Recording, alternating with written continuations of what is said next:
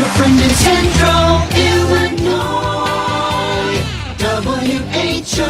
WHOW. Top of the morning. Thanks for being with us. I'm your host today, Seth Lawrence. The WHOW Morning Show streams to Facebook and YouTube, brought to you by Peterson Insurance, your Pekin Insurance agent in Clinton. My guests in studio today from Community Care Systems, Dianne Cusey and Rebecca Wheat. Rebecca, good to see you. How are you today? Doing well. Thanks for having us. For sure. Can you pull that mic just a pinch closer to you? Thank you. Sure. And how's that? yeah, and Dianne, if you could turn yours and say hello to us. How are you? Good morning. I'm great. Thank you for doing that, and thanks for coming in, ladies. Good to have you as always. And Rebecca, let's start with just a reminder. What is Community Care Systems, and what do you guys do?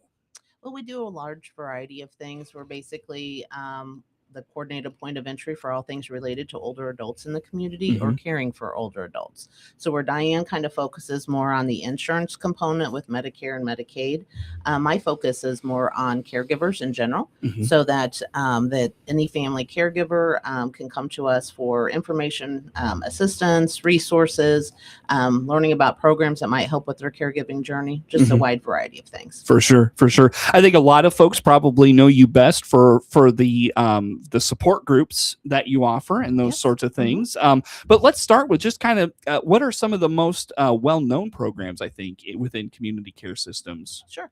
So with one of the things we really try to do is reach out into the community for the caregivers. So we do the support groups like you mentioned, but we also offer a memory cafe once a month, and that's in partnership with Warner Hospital. That focus is on providing a dementia-friendly social activity. It's the first Monday of each month from 2 to 3 p.m.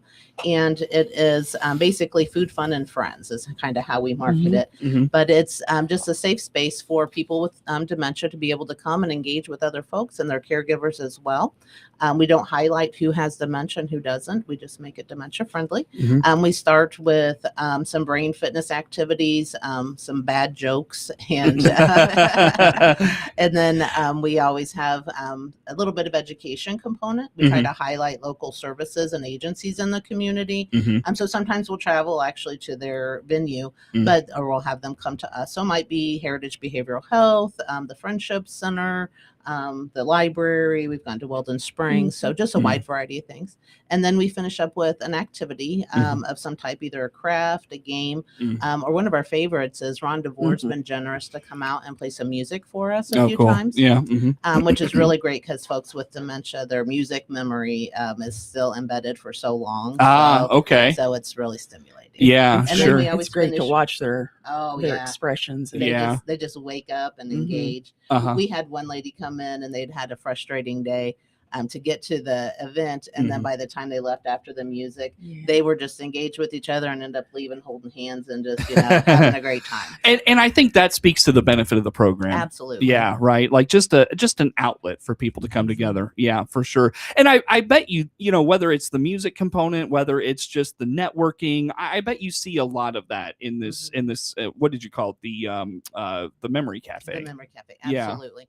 It is it's not really a support group, but it almost kind of has that sense with it because the caregivers are there with people in similar situations. So they're able to go ahead and make those connections, and then their loved ones feeling safe and engaged, and they can kind of visit. We always finish with refreshments. So that's a good time where they can make some of those connections. Why is a program like this important for whether it's folks with dementia, whether it's their caregivers? Why is this program important? Well, because it helps address reducing social isolation. So individuals with dementia typically are going to have reduced socialization opportunities because they feel uncomfortable going out in the settings where they used to be more familiar. And then their caregivers by nature, then they kind of fall back too because they're busy caring for their loved one. They don't get out to their normal social gatherings. So all of a sudden they realize, well, we're really isolated. We don't really get out anymore. We don't have a place we feel comfortable going to. So this helps to connect. For sure.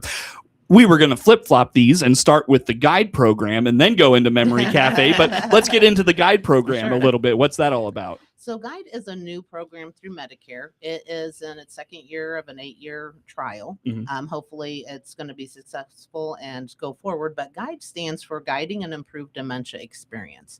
So with that, Medicare has provided it to have care navigators in each area. So I am the care navigator for DeWitt County. And so individuals that have dementia and have traditional Medicare, that means that red, white, and blue Medicare card. And Diane will go into all that in more detail later, but not the Medicare Advantage plans, unfortunately. Then they can qualify for this guide program, which what it provides to them, besides our basic care navigation services, is supplemental support through a 24-hour helpline through Eli Health for free.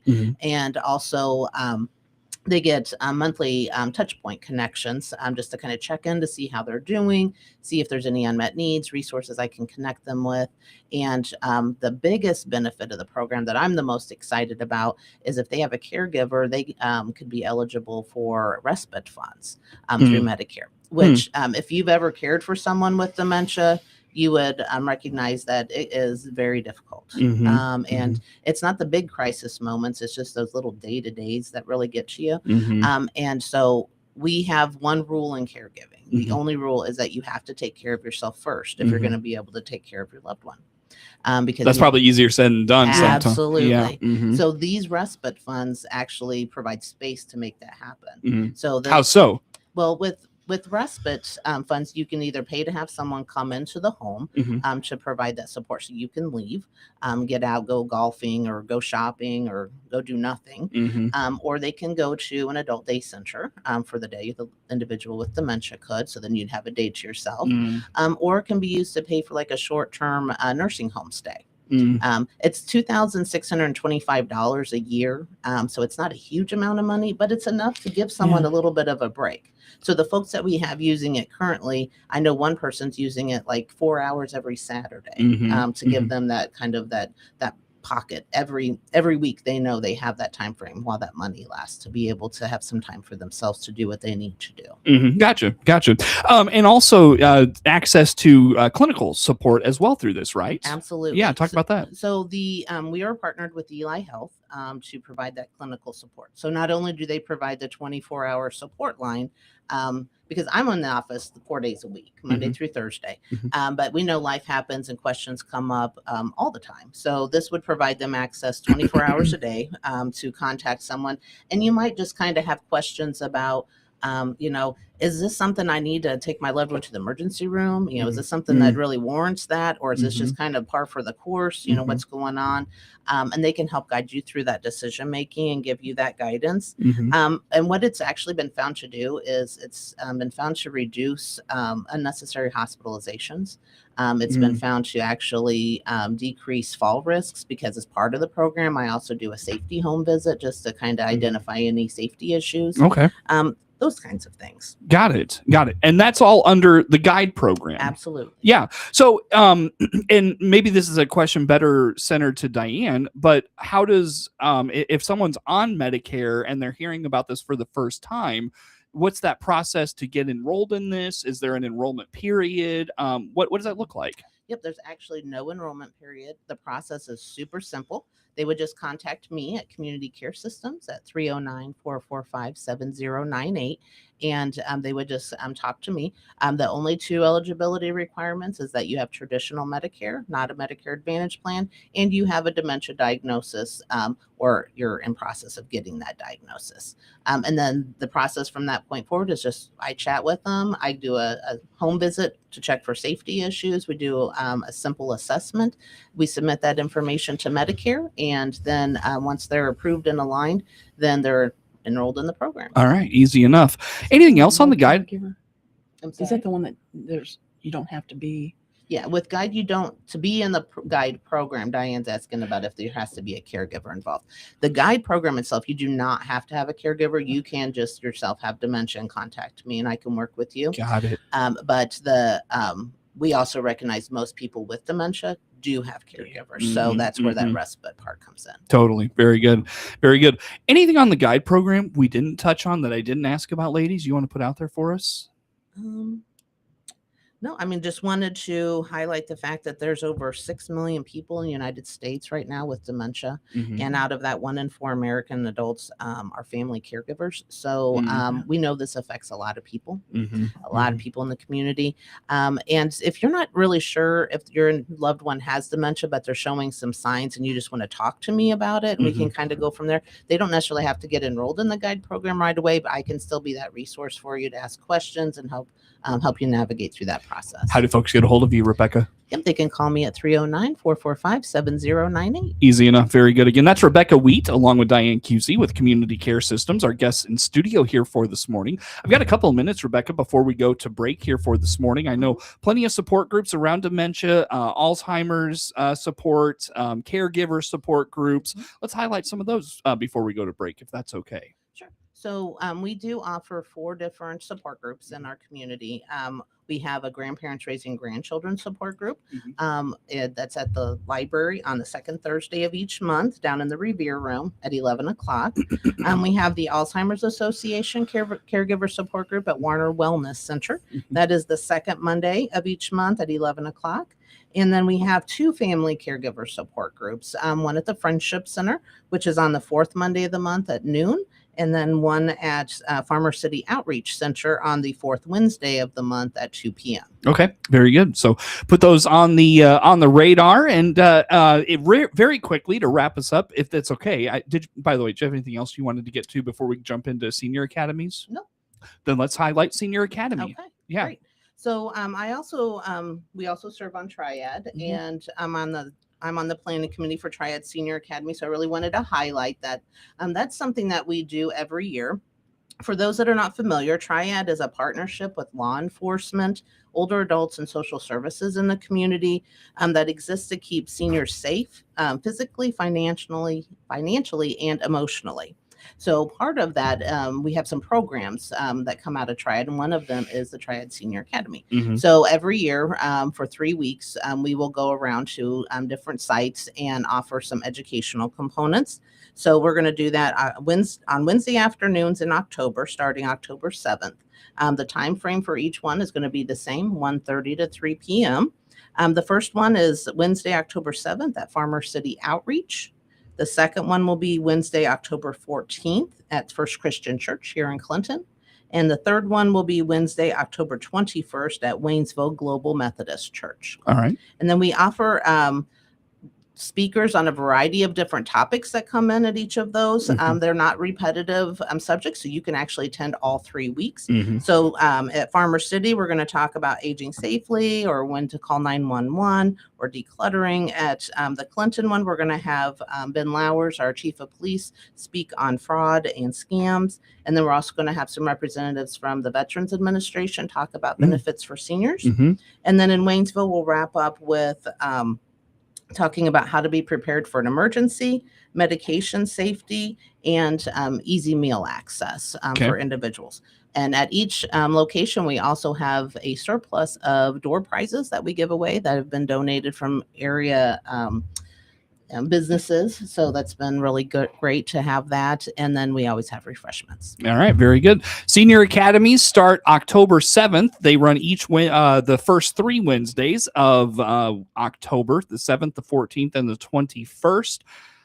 Rebecca will hopefully have you on next month to talk more about this. Do folks have to register for these or anything like that? Nope. Nothing that we do they have to register for. They are free to just show up. All right. Very good. Well, keep those things on the radar. We've put a lot out there for folks this morning. How do they keep up with everything going on with community care systems? So they can contact us. They can call me at our office at 309-445-7098, or they could call Dianne at 217-518-8010. 8010. A lot of numbers.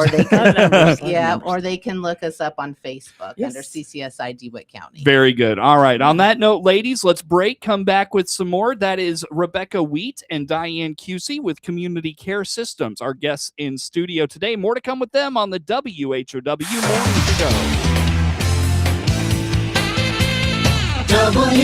Show. WHOW.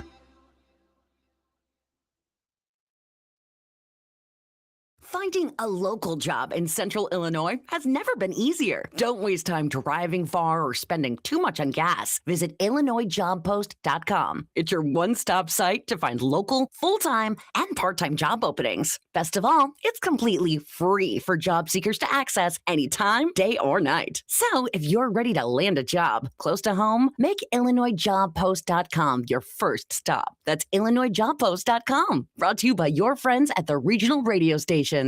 Here's Clinton Save-A-Lot owner Dave Jackson on how he works to save you money every day. I know the retails at the stores in Decatur probably better than most of the people in the stores know. I monitor this closely so customers do not have to. And then you don't have to spend $40 or $30 driving round trip at 60 cents a mile to Decatur or Lincoln or Bloomington. That's real numbers. It's 60, 70 cents a mile to drive your car. And as Clinton Save-A-Lot owner Dave Jackson always says, hope to see you soon. WHOW is Central Illinois' ag station, and that includes providing farmers information on how the commodity markets close each day and week. I'm Todd Gleason from Illinois Public Media, University of Illinois Extension, inviting you to hear the daily closing market report weekday afternoons at 5:06, and on Saturdays, tune in for Commodity Week with a review of the week's markets at 8:30 in the morning, all on WHOW AM, FM, and streamed online.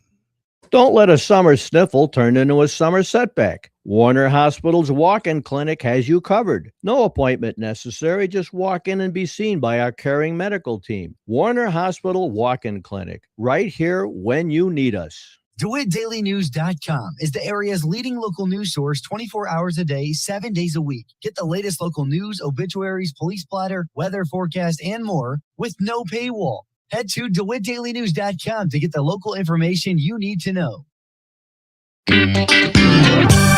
Your friend in Central Illinois, WHOW. Once again, good morning. Thanks for being with us. I'm your host today, Seth Lawrence. The WHOW Morning Show streams to Facebook and YouTube, brought to you by Peterson Insurance, your Pekin Insurance agent in Clinton. Again, my guests in studio today, Rebecca Wheat and Dianne Cusey with Community Care Systems. And Dianne, I know for you, it's hard to believe it, but we're a short 4 or 5 weeks away from open enrollment already. How about that? I know. It comes around quick. Now, are you taking appointments already for that? I have. We usually wait till October 1st, but people are in. I just do it. Oh, okay. Yeah. Okay. So open enrollment. Remind us what open enrollment is all about. I'm sure folks know, but just give us the rundown. It is the time of the year, October 15th to December 7th, when people with Medicare can make any changes to their plans. Okay. You know, make sure if you're an Advantage plan, doctors and hospitals and meds are all covered. And